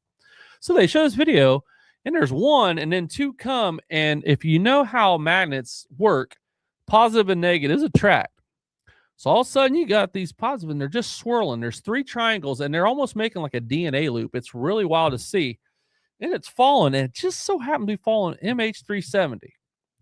And this guy here, and this drone from, or maybe it's somebody else on the ground. They're shooting it, and it shows them going around, and it shows it flying. It shows it flying, and just all of a sudden, it's like this black circle just goes poof. I keep turning over, poof, like this, right? And it just disappears. But it's a transporter. It's wild. So what they were saying is the U.S. was showing China what we're capable of. So think of Star Trek. Beam me up, Scotty. It's the same thing. So what happened is it didn't time travel. They're saying that they now have what's called a basically not time. Would it be time lapse? What am I trying to think of it? Basically, if you go in this portal here, you could be in the US. You know what I'm saying? Like a portal. Yeah, it'd be kind of like teleporting. Okay. But yeah. So what happened was it flew over the islands off the end of the peninsulas where they say it turned, but really it kept going straight. And there's even metadata that shows, and I said the guy from America, or for the US, there were 3 United States citizens on there, two kids and this guy, and his wife's been all over it. She's just eating it up. But he had taken a picture and showed the metadata, and it showed Diego Garcia. Now, if you all don't know what Diego Garcia is, it is the Area 51 in the Maldives. Okay. And if you do the whole circle where they're doing the 7th arc over here, that circle encompasses Maldives. There's a fisherman eyewitness saw a plane going down, like it was having trouble go in there. And there was also a fisherman over in the South China Sea that saw the jet flying at a very low altitude with some kind of orange glow around it. Really, you should really watch some of this stuff. So you got these 2 guys on there, the one ham operator guy and this other guy. And I'm telling you what, they give you MH370 updates because of the ship that's out there right now looking for it. It's got all these autonomous drones and stuff. And they're on a find only fee. So if they find it, they get 70 million. If they don't, they're out all their money. And they've hit an interesting spot. But these guys are you think Ben Stein was bad? I'm very interested in all this MH370 stuff because, I mean, it's a mystery. Who isn't? Like, everybody likes Bigfoot and Loch Ness Monster and the biggest aviation mystery of all time. So I'm watching this thing, and I can't get through because it's so bad. It's like, good evening, everyone, and welcome to another update of MH370. Today, we're looking at 0.38 north to 0.198 east, and it is tracking at a northwest at about 4 knots. As you can see on I mean, that's exactly how it is. And then the other did he bring it? It's just like, oh, it's so bad, Chris. It is so bad. It makes Ben Stein look peppy. It's so bad. And what's funny is the guy that did it, he comes on every now and again. He's got his own channel now. He's a ham operator out of Australia, and he was throwing signals. You know how you get the skip. My grandpa used to talk people in Japan on his. So there was interference with the ham. And so what people, and this is so funny, what they didn't realize that 7th arc, they went right there. People don't realize when planes run out of fuel, they can glide for miles and miles. That's why they're going even further outside the arc of where they think it could have glided down because they think it's a controlled landing. And people are like, what about Saltland and Hudson? The Hudson River is a lot different than the Indian Ocean. I mean, even on a calm day, it's 3-meter waves. And if you don't think, 9 feet waves are going to, break stuff, but it's just, there's no debris field, and the stuff that showed up on Madagascar and stuff, they're saying, like, go on and believe, drink your Kool-Aid, do what you got to do. But I'm telling you right now, they're not going to find that plane unless somebody decides to plant something or media decides to shove it down our throats that they did, because they're not going to find it because it's not there. That's why nobody's found a damn thing.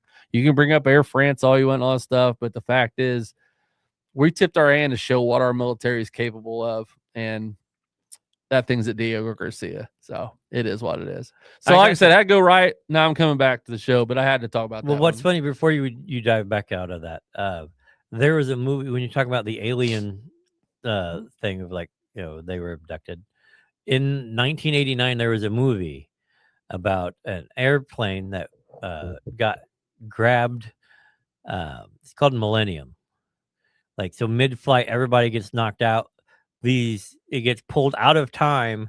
Everybody gets pulled off the plane, and they put like dummies and whatnot in the space and let the plane go, and it crashes. Yeah, I mean, I just had this conversation the other day, and they were asking me about 9/11. I said, because I talked to a guy that had boots on ground in Baghdad. He was talking to me about 9/11 and stuff, about how it was government done and stuff like that. And saw some clips the other day from firemen that were in there. They were talking about explosion. It's amazing how much all of a sudden now the FOIA Act has come into play, because now you're getting all this Kennedy stuff, you're getting 9/11 stuff, and the Parkland stuff, and or not Parkland. Sandy Hill, is that right? The elementary school thing. Sandy Hook. Sandy Hook. But anyway, so you're starting to see all this stuff, and it's just like, I watched these two firefighters yesterday. They were being interviewed on the day of 9/11. They were sitting there. They were covered in their ash, and they were kind of just wiped their face off. They're like, "No, we're in the bottom, man, and all we know is we heard this loud boom." They're like, "Is a plane?" He's like, "No, we heard an explosion, and so we all ran out. It wasn't a plane. It was only like so many floors above." I'm like, everybody knows that. But then, finally it come out. I said there's no way that a plane hit the Pentagon, and now they finally come out. You see that police car go through the. You're telling me that's the only camera they got, by the way. It's the symbol of our military power. There's cameras everywhere, but the only camera we have is a little camera in time frame that lets the parking arm go up and down, and you can see a cop car go through in 4 frames, and all of a sudden you see a long white missile and then an explosion. Like it is what it is, and. It's the bottom is, and I'm coming back. You'll see I'm coming here. Media drives everything. Media that night, I'll never forget it. I'm watching all that, and they go, "We're going to stop showing you all this because it's just too traumatic." No, because you don't want to, because you want us to look over here while you're doing this over here. David Copperfield made a living doing it. Chris Angel made a living doing it.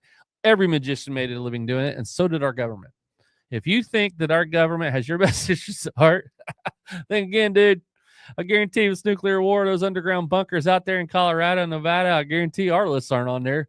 I'm a 48-year-old male on disability. You think my ass is going to be living underground in this society? If you know what I'm talking about, don't you, Chris? Oh, yeah. Oh, man. Dude, there was so much that came out with these FOIA requests, like the underground tunnels that go from Area 51 to Los Angeles. Well, I mean, you had Musk with the Boring Company, literally showing that he could bore long tunnels. Yeah. I'll tell you, man, I wish I could find that link, dude. That link to the guy that I was telling you about that had the video of the 3 orbs going around and just spinning around MH370, and then it just like it appears. What happened is said it went in, and that's when it came out their side. So they said that the United States government or military was tipping their hand to China, saying, "Hey, look, don't fuck with us. This is what we got." And so basically, the way I looked at it, if you took off from Grissom or Wright Pat or whatever, you could literally be over the ocean in a second. You know what I'm saying?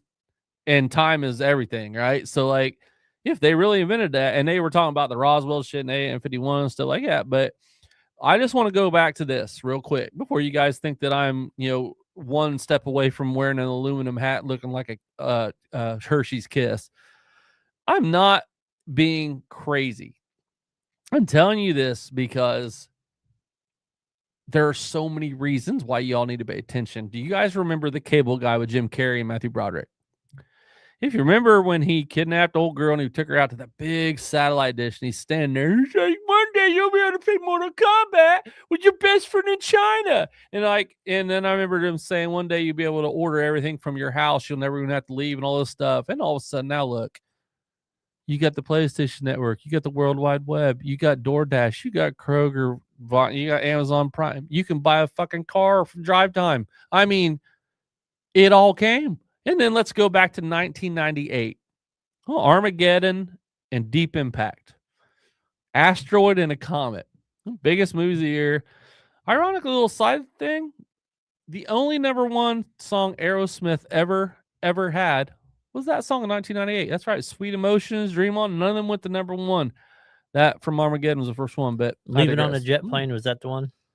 No, that's what Ben Affleck sings. No, it's I don't want to close my eyes. I don't want to fall asleep because I miss you, babe, and I don't want to miss a thing. That was the theme song to Armageddon. But where I'm going with this is, after those movies were let out, the news then broke about that there was this asteroid that was going to hit the Earth, but it ended up going to be missing us by like 200 some miles or some shit like that, or 2,000 miles, whatever. So basically, I've always said, I think people in the movies have gotten a lot of their inspiration from things that the government has either said or done, because everything that happens, like Chris just said with the one you were just talking about, it's so Millennium. Yeah, it's so funny because it's like Jim Carrey standing on that thing saying all those. I was like, there's no way. I remember telling my mom I was a kid, like, do you think we'll ever be able to pick up like a phone and like actually see and talk to them? I was like, no way, that'll never happen. I mean, yeah, who would ever thought that we literally could be doing this right here? So if you think that the government has not hid certain technologies, okay, let's even go back from that. Zero Dark 30. I've watched that, but I've also watched Rob O'Neill, who claims he shot bin Laden. I've watched guys that were on SEAL Team 6 saying he wasn't. I really don't know. I think it's kind of childish. But the bottom line is, they went and got him, and the whole thing about that is there's no pictures, and they dumped him out in the ocean because they didn't want to have a shrine to him, but there's no evidence. Like, we just believe what we're told, or we're supposed to believe what we're told, right? And it's so crazy. But here it goes again. What was I going before I said that, Chris? I'm sorry, but so we're both really bad at that because my brain. I don't know what we'll be able to do this podcast, but the bottom line is, I'm not being crazy. I'm just saying these things that have been said in the past have all came to fruition. So who's to say teleportation is not next? If you saw this video, you would think the same thing, because think of the stealth bomber. You know, that big triangular thing. They're testing. Oh, that's where I was going. So Zero Dark 30, they literally, what they call, we went out to the place out there in the desert, Area 51 is what they said, but we went out to the place desert, and they're like, oh my God. So they developed their technology. They developed those helicopters there. The helicopter pilots, they got the 4 best pilots in the world. And then they took them out there and had them fly them for 2 weeks because they didn't know how to fly them, because they'd never seen them before. So when you have the kind of stealth technology, then you see like the B bomber, right? The triangle one. If they're testing that at night, that son of a bitch looks. Remember how the old triangle, they said U.S. saucers? If you saw that black thing flying over the Nevada desert and you didn't know it was a stealth bomber, I'd think it was a UFO too. I mean, it looks exactly like one. And then they go in there, they get on these helicopters that they've never seen before, and they use them to avoid radar detection. They could fly lower and all this other shit. And they end up spending all that time in Area 51 to learn how to do this new technology. So if you think that I'm one step away from putting aluminum foil on my head, I'll tell you what, I'm going to be the last one laughing, man. And that's where I was going to go with the Mandela effect. If time travel is possible, and that portal can do that, think of Stephen King 11/22/63. Yeah, where he went back and where Franco did, which by the way, great movie. I haven't seen it. One of Franco's best acting. I think Franco, like, he went, as before he went nuts, but amazing movie. I I can't tell. I know I started out the show about this, but it came to Netflix. It's like what 2016 or something, Chris. Yeah. Amazing. He goes back in time to save JFK, and then it ends up butterfly affecting the whole like, really bad and all this shit. But anyway, so let's just say, so for instance, people, the Mandela effect, for you that don't know, is an event that happened that millions upon millions of people will remember happening, but it doesn't happen. Matter of fact, the JFK is actually one of them. Were there 6 seats or were there 4 in the limo? Remember that one, Chris? Oh yeah, because in one picture it looks like there's 2 rows, and then you have the front jump seats, and then it's different. Yeah. And yeah. So I'm just going to propose this, because as you get new information, you start putting new hypotheses together. What if time travel is possible, which they say it is? And let's put it this way. We don't know what the government has underground out there in Area 51. We don't have a good deal to go see it. And we also probably got secret places that we don't even know about. But if they're developing all this technology from like the Roswell stuff or anything else that they have done, and they've just developed technology that's just outrageous, if time travel is possible, like to say, and like they've had 4 or 5 people go back, or 20 or whatever it is, what if those cause the Mandela effects by butterfly affecting shit? Do you think I'm far off there, Chris? No, but there's also the theory that CERN is the reason we figured out Why? Because of time wormhole? travel. No, because of whatever they found. Time travel. The colliders, whatever. That's how. I'll tell you right now, they figured it sign out. up people to experiment time travel. I want to go back to like 1995 and just stay there. I don't ever want to leave. Don't ever want to leave. Fuck. I don't ever leave. You go back and go, hey, by the way, you want to buy Bitcoin? I'll go back and bet on the Rams or the Patriots beating the Rams in the Super Bowl. I mean, dude, I'll biff the shit out of that thing. That was a Back to the Future reference for those you don't know. Yeah, definitely, man. Matter of fact, 11/22/63, that's how they made their money. They went and bet on boxing and sports and all kinds of shit. But I'll tell you right now, I thought about that a lot, and especially after watching a lot of things I do, because, having no money and nothing to do but sit around and watch YouTube, you really start developing these hypotheses of things that you see. And then, I got to go back once again to the cable guy, man. And when he stood up there in that satellite signal, I'm like, there's really no way. And now what happens is it's so slow. I remember when the internet rolled out, you had AOL and then, the dial-up shit, and God forbid your mom wanted to use the phone and stuff like that. You had AOL Messenger. Hell, they made a movie called You Got Mail. I mean, half these kids don't even understand what that shit means. Actually, all these kids. As a matter of fact, you can cripple a whole goddamn nation by putting them in a room with a rotary phone and writing out the directions how to get the tour in cursive, and they'd be screwed. They would not. No, like my son literally looked at me the other day and we were pulling something up, and it was written in cursive, and he's like, "I didn't learn. We never learned how to write." That to me is a travesty. They can't even read the Constitution. That's just sick. I just don't. People, I mean, we're such an overreactive nation. It's just horrible. I mean, we overreact to everything. It's like 9/11. Oh, we gotta go with it. We gotta strip everybody naked for you get on this damn airplane. Now I want to ask you something, Chris. Those dudes took over planes with what, 4-inch pocket knives? Yes, and like box cutters. Box cutters, and 237 people or something like that on each plane. And the only group that decided to fight them was the ones in Pennsylvania. I don't care if they know where they're going on. I'm on an airplane and some dickhead pulls out a knife and tries to take over the plane. I'll take some cuts.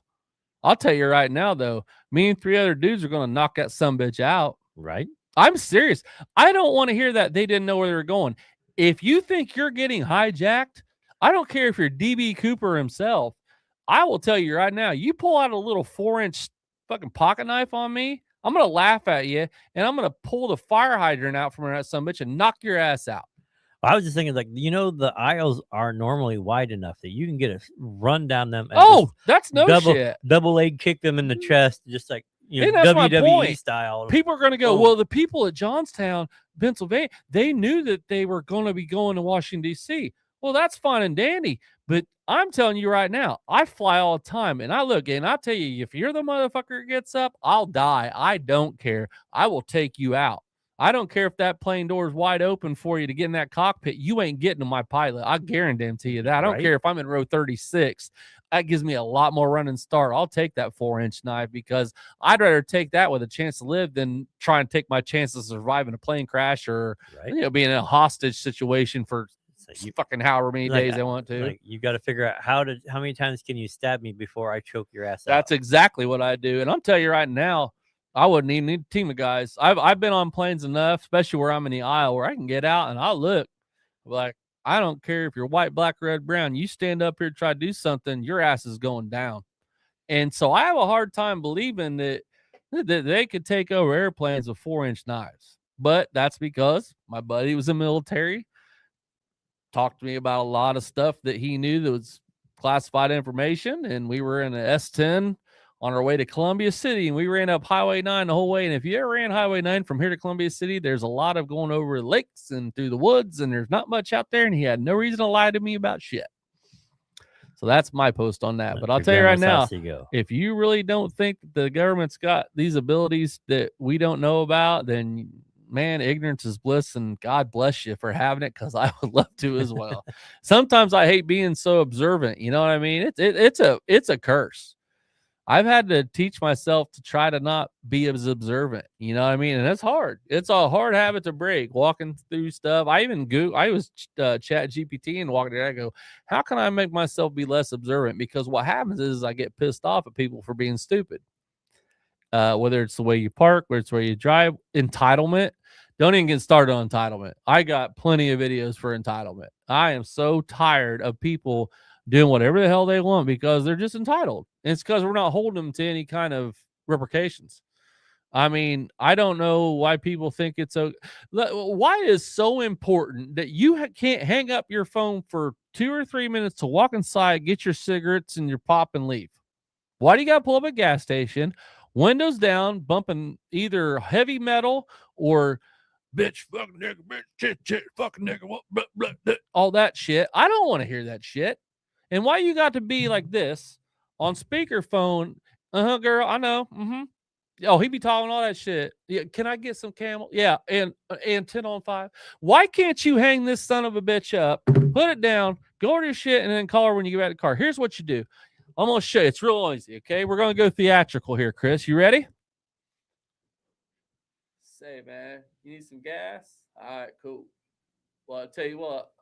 I'll pull right up on in here. Put that in park. I'll call you when I get back out of the gas station. I'll be about 5 minutes. Man, that was hard as shit, dude. Did you see how hard that was? Man, I am exhausted from doing that, dude. I think I need to go to bed. Well, wait, what was that called? Oh, common sense. So me and this black guy get into it in Indianapolis. We're coming in, and the fuel pumps are like this, right? I'm coming here. He's coming here. This is empty. This is empty. We're coming right at each other. His fuel tank is on the passenger side. Mine's on the driver's side. As I'm coming in, he races up. I'm a quarter of the way in there. He pulls all the way in. I look at him like this. Don't know who it is. Can't tell. The windows are stark. And I'm like, the fuck, dude? He don't do nothing. So I drive around him. I pull up. Start getting gas. I get out. And he sits there for about 2 minutes. I'm like, yeah, you ain't going to get out the car, are you? He gets out. There's a black guy. Pants hanging off his ass. He looks at me, walks. I go, you ain't even gonna get gas. He said, what? I said, you ain't even gonna get gas. He goes, fuck you, man. He goes in and comes back out, starts running his mouth. So I decided I need to go to get in his face. So I started talking about it. I said, what the fuck is your problem? He said, I don't owe you shit. I said, I never said you owed me a damn thing. I said, it's called common courtesy. I said, all you got to do is pull where you were, man. We weren't asking you to do nothing else. He's like, I don't owe you shit, white boy. What you pulling out white privilege? I go, oh, here we go. I said, it's called common decency. He goes, what the fuck is that? I go, that is your problem. That's the problem with America, people. Teach your kids. Black, white, red, brown, green, blue. I don't give a shit. Transgender, gay, queer, whatever else, 9 letters you took out of the alphabet. I don't care. It's called common decency. You just need to have it. Common sense and common decency will get you very far.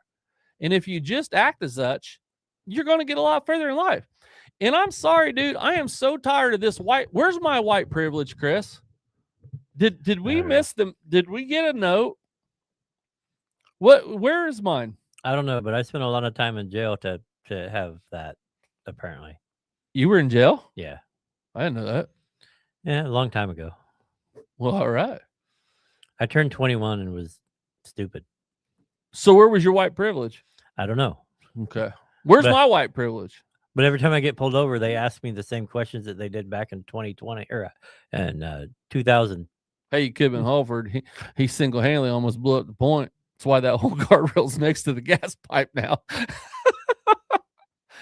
But man, I don't get it, man. I really don't. I don't understand why. I just don't know why people got to be that way. And it's getting worse. And I'm telling you, man, that's why I don't leave the house at the time. I get so tired of that. I mean, that right there is a simple explanation. I'm pulling in like, bro, you were already at that side. You had no reason to come through other than to just fuck with me. That's all you wanted to do. And I'm telling you, dude, he's lucky he didn't get his ass whooped because he didn't want this smoke. He wanted to run his mouth, but he didn't want none of the smoke. And I didn't feel like going to jail over something stupid like that. But I felt that I'm tired of letting everybody's, oh, just ignore it. No, man, that's why they do this shit.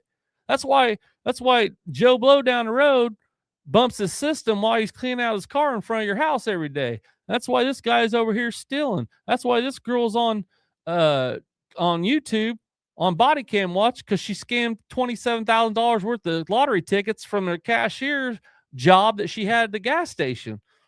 Look them up. I'm not lying. It's all out there. I'm telling you, everything is good till somebody figures out a way to make it bad. Doesn't matter what it is. And we're just going further and further away from God. We have so many agnostics and atheists. I mean, I'm sorry. I'm not preaching. Y'all believe what you want, but I just know I had a moral compass growing up because I grew up in church and I knew that God was always watching and I took things literal. So if I was stealing or I was doing something I wouldn't, the big man was watching me upstairs. So that gave me a moral compass. Therefore, I never got in trouble kindergarten through high school. I never got detention, nothing, man, because I was afraid of God and I was afraid of my dad to get my ass whooped, which they need to bring back too. You can't touch your kid now, Chris. Hell, have the shit that happened to us as kids. The reason we got what we call act right. Shit. Man, these kids call CPS now and shit. It's terrible. These guys, man, this whole world's gone to shit. And that's why I wanted to bring back the show, because the more you sit and fester on these things, it sucks. But when you get to talk about this and just let it out like this, it's therapy, man. It's like, I feel so much better.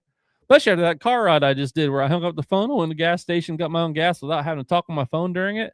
That's pretty sick, wasn't it? I think that was Oscar award winning myself. I just don't understand the entitlement. I really don't. I don't know why people feel they're entitled. And then the more you go out, and the more you go out in this world, you go to a Colts game or you go to a concert or you go on vacation. I mean, look at the cruise ships, Chris. Look at how much trouble they've had on the cruise ships because everybody feels entitled. They feel like, oh, I'm allowed at 12:30 in the morning to be running up and down the thing, acting a fool, dancing and yelling and carrying on. And then, they give them these drink packages where you only get 15 drinks a day. And then these people take this as, well, I'm going to drink all 15 of them.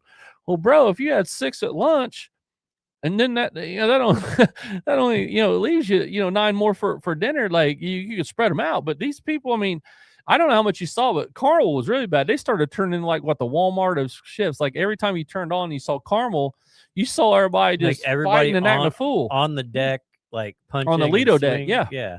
The Lido deck is so.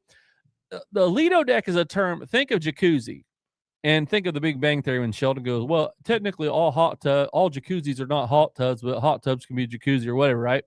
Well, the Lido deck is the party deck in Carnival. Well, you got NCL and MSC and Royal Caribbean.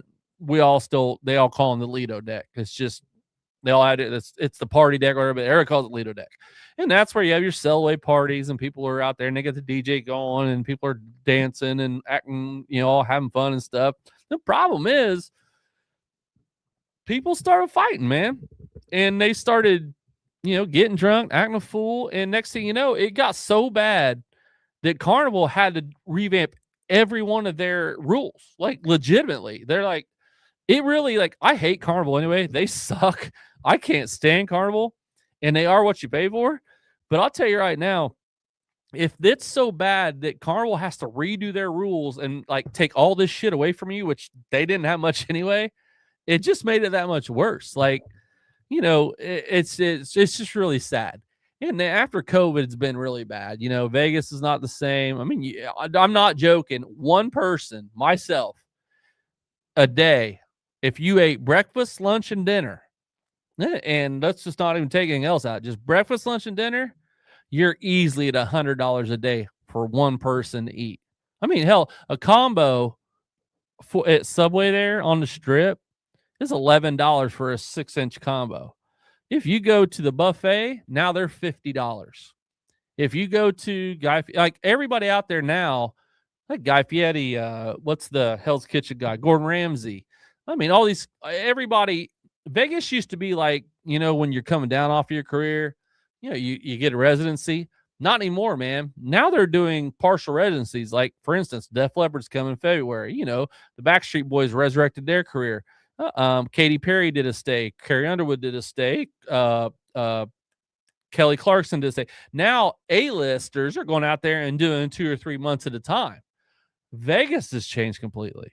I mean, everything. And it's got so damn expensive. Honest to God, the only reason I can ever afford to go is because my host takes care of everything. I mean, he comps all my meals, anything I get in the gift shop as far as like, pop and donuts and whatever, Pop-Tarts and whatnot. Every meal I have, Charger Room, is the only reason I go because I don't have to spend a dime on food. If I had to spend a dime on food, I'd be screwed. He picks me up in a Cadillac Escalade. He takes me to the room. I go up to my room, get all settled into my suite. Took me to the hockey game. We had a suite. Yeah, like I said, this month I had the Super Bowl party and Def Leppard tickets. But if you're not a high roller, which I'm only am because I count, not cards, I do math on craps, so I manage money. But literally, like when I became a 7-star, it actually was cheaper for me to do it because flight was paid for, room is completely paid for, meals are paid for. I've left there with an $8 tab because that was like every time I'd grab something from the gift shop, I'd tip $1 or I'd round my change up or whatnot, right? And they can't comp that. So it's amazing. After COVID, the housing prices, like Florida especially, we sold ours, made 145,000. Now the guy's trying to sell it for what he bought for, and he's had to go down to 300 something. I don't know why he bought it. He sold next year, but like all the New Englanders came down, and everybody decided to move back home, and now you've got all this housing bubble. It is post-COVID world, man. We're in this post-COVID world where I don't even know the solution, to be honest with you, Chris, because everything is the only thing that's cheap right now is gas. I filled up for like it was $2.19 a gallon the other day. That's awesome.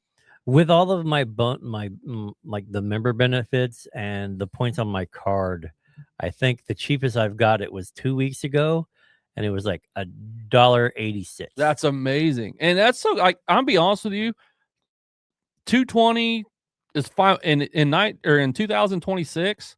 If I'm getting gas at 220, I'm happy. I am fine. I mean, it was $1. Something when I was in high school. I'll pay $1 more, 30 years later after I graduated. Like that to me is okay. But that's the only thing that to me, like when I got my cost of living increase this year, whopping $36, what does that do? I mean, for Christ's sake, like if it wasn't for Aldi's and Rosie's over here, I don't know what I'd do, to be honest with you, man, because things are so expensive. Yeah, it's you got to hit Rosie's, you got to get Ollie's, you got to get the dollar store, and even Dollar General started getting expensive. Now they're like 3 for $13 on 12 packs.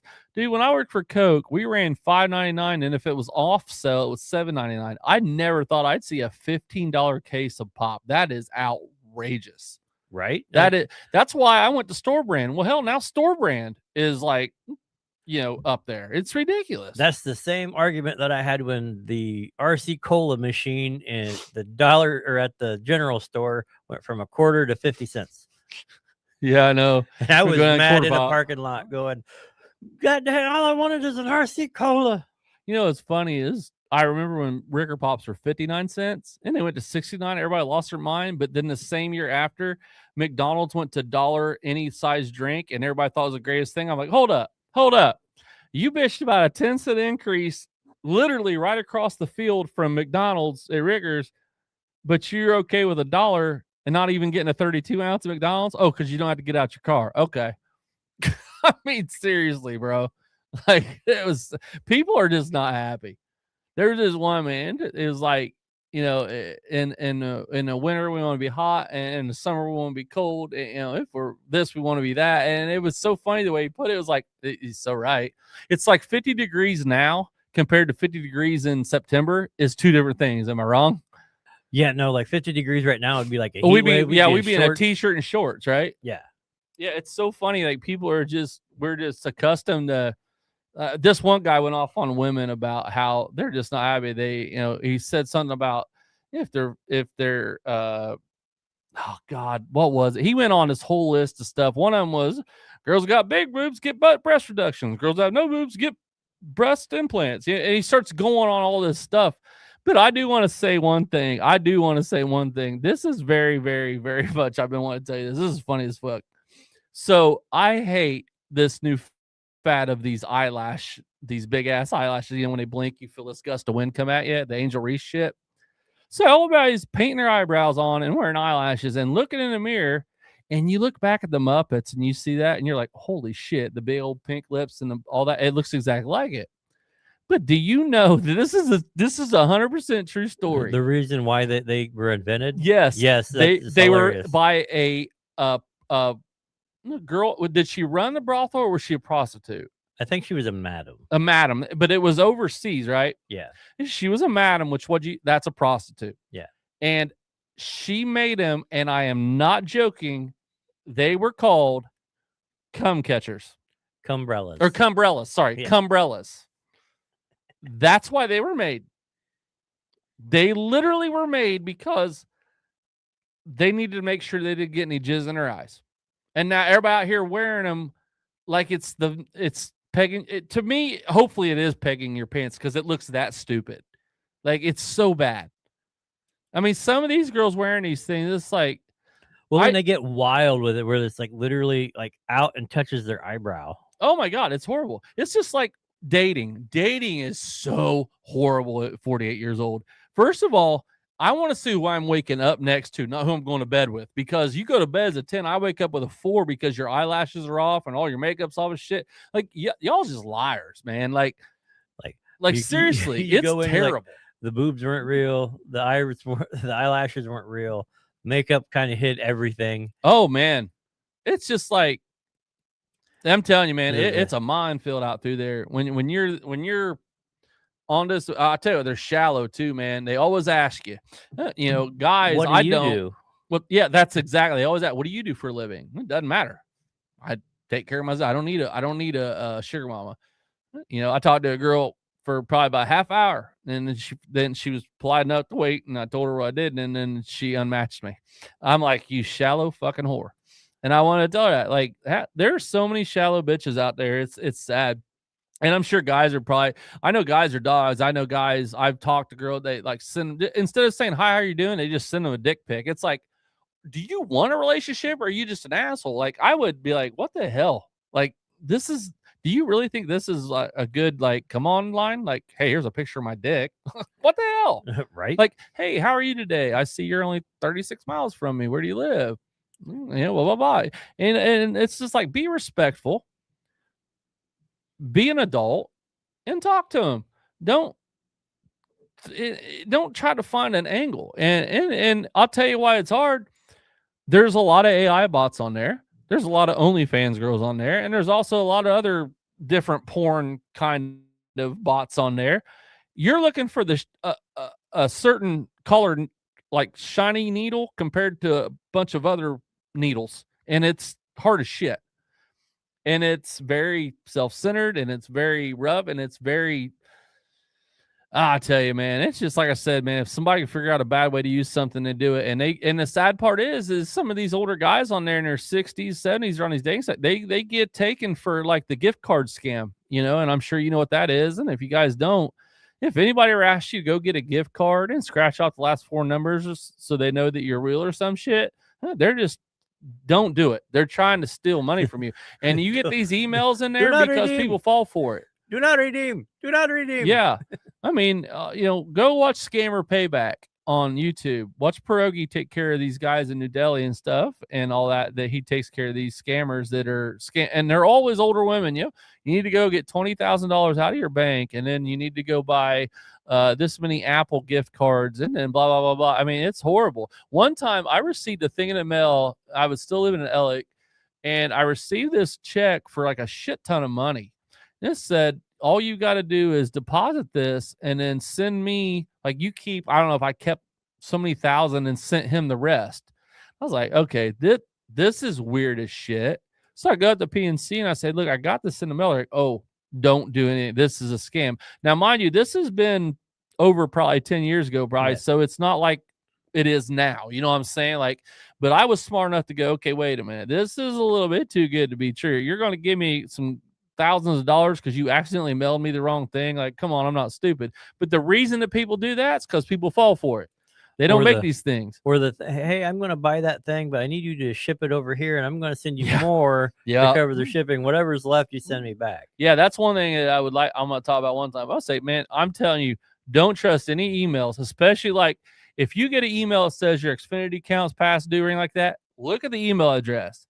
If it says xfinity.es.this or whatever, like, unless it's an act, like, there's so many times that an email address, all they got to do is change one little number or letter in there and you won't know it. And then they'll have the page looking perfect like it.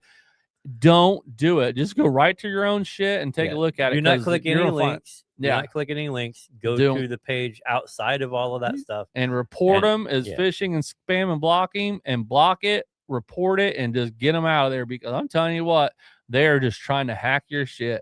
And for everyone out there hacking it, there's another person out there falling for it. And that's why they keep doing it. Because trust me, it's just like Vegas. They don't build those casinos off winners, and people keep going back and back. Well, these scammers if they're not making money, they're not going to keep doing it. You know what I mean? So if you keep falling for it, it's just like there's probably a guy still standing in the shower somewhere rinsing and repeating, because that's what it says on the direction bottle. They had to put that on X there because people really do shit. Like, don't drink, because somebody actually drank shampoo one time. Like, I know it sounds stupid, and I know us Gen Xers remember they're Mr. Yuck stickers, but evidently we need to bring them back because kids were still eating Tide Pods. And with that, I'm Dustin Jacobs, and this has been the DJ Booth. We'll catch you next time on Tuesday next week, 6 o'clock. Don't know what we're going to talk about yet. Maybe all over the place, maybe not. We'll see you next time.